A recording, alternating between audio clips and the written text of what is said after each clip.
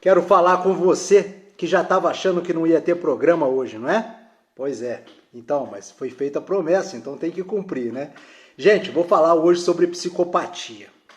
Olha só, quando a gente fala de psicopata, muitas pessoas ficam assim, gente, mas existe o psicopata, né? Onde será que está o psicopata? Se você fizer uma entrevista e perguntar às pessoas na rua se elas conhecem algum psicopata, elas vão dizer que não, que imagina se conhecem, né?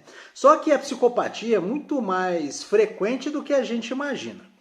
E por que acontece isso, né? Durante um longo tempo, quando a pessoa se envolve com um psicopata, ela quando busca um psicólogo, um terapeuta, que trabalha principalmente com isso, ela passa um longo período da sua terapia tentando entender o que foi aquilo, quem que atropelou ela. Porque, na verdade, a pessoa ela precisa, no processo de entendimento e de cicatrização, entender realmente quem era aquela pessoa. Então ela passa, às vezes, mais da metade da sua terapia tentando entender que tipo de caminhão passou em cima dela, porque ela fica em frangalhos, fica de pires na mão.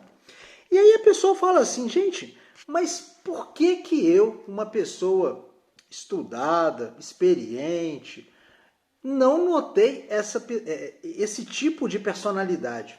Sabe por quê? Porque, na verdade, a gente não identifica aquilo que a gente não conhece. Se eu te perguntar, por exemplo, o que é isso, você rapidamente vai dizer que é uma caneta, não é? Muito bem. Porque você já viu uma caneta, você tem uma caneta em casa, você já comprou uma caneta, você já deu uma caneta de presente. Não é assim? Por isso que você reconhece. Quando eu te mostro, por exemplo, um livro aqui até do meu filho, esse livro, tá? Você vai saber que é um livro, porque você já leu um livro. E por falar em livro, tá ali. Gente, é um livro infantil do Jorge Amado, que cabe em relacionamento, quem não leu, lê, tá bom? Livro de criança, mas serve para adulto. O Gato Malhado e Andorinha Sinhá. Olha, muito bom. É de criança, mas quem não leu serve, tá bom? Gente, então, para a gente reconhecer uma coisa, a gente tem que saber que existe essa coisa. Você não identificou o psicopata simplesmente porque a sua expectativa do psicopata era uma, principalmente dos filmes de Hollywood.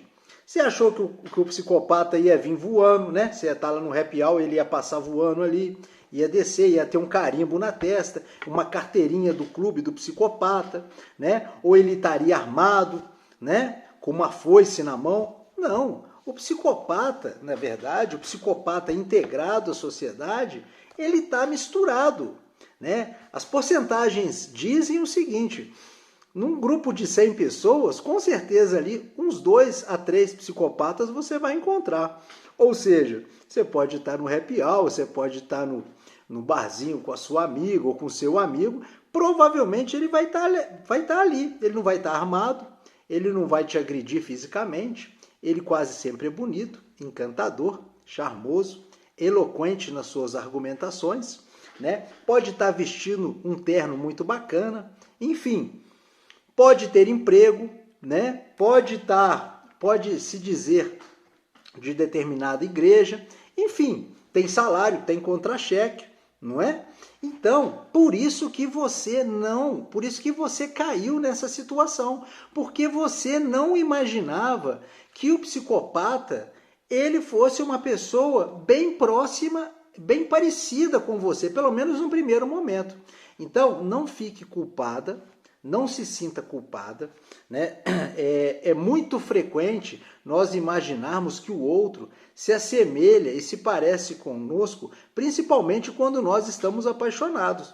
E aí o psicopata ele voa abaixo do radar. A pessoa só vai entender o que aconteceu com ela depois e bem depois, porque na maioria das vezes ela fala assim para mim: Marcos, eu nem sabia que o sujeito tinha um transtorno de psicopatia.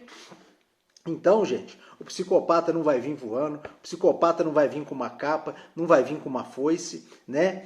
Não vai vir nada disso, não vai vir armado, não vai cometer, às vezes, uma violência física com você, muito pelo contrário. Vai ser aquela pessoa encantadora, é aquela pessoa galanteadora, bonita, inteligente, eloquente nos seus argumentos, tá bom? Então, assim, a gente conhece muito do psicopata porque hoje pode se estudar as vítimas do psicopata.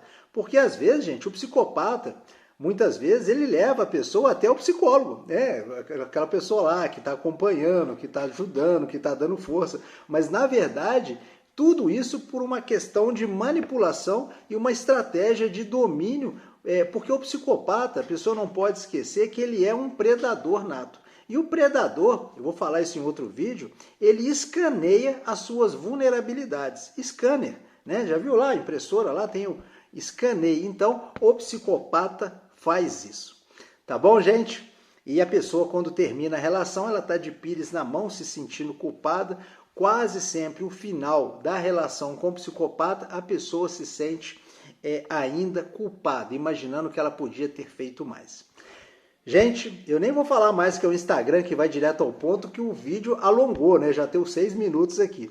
Valeu o pessoal que está sempre compartilhando, comentando, seja aqui, lá no YouTube também, Psicólogo Marcos Bessan, sempre a temática do relacionamento. Hoje sobre o psicopata, em breve eu vou reeditar um vídeo sobre a psicopatia, aliás, uma live, tá bom? Fica aguardando o seu feedback, até o próximo vídeo, sempre falando sobre relacionamento.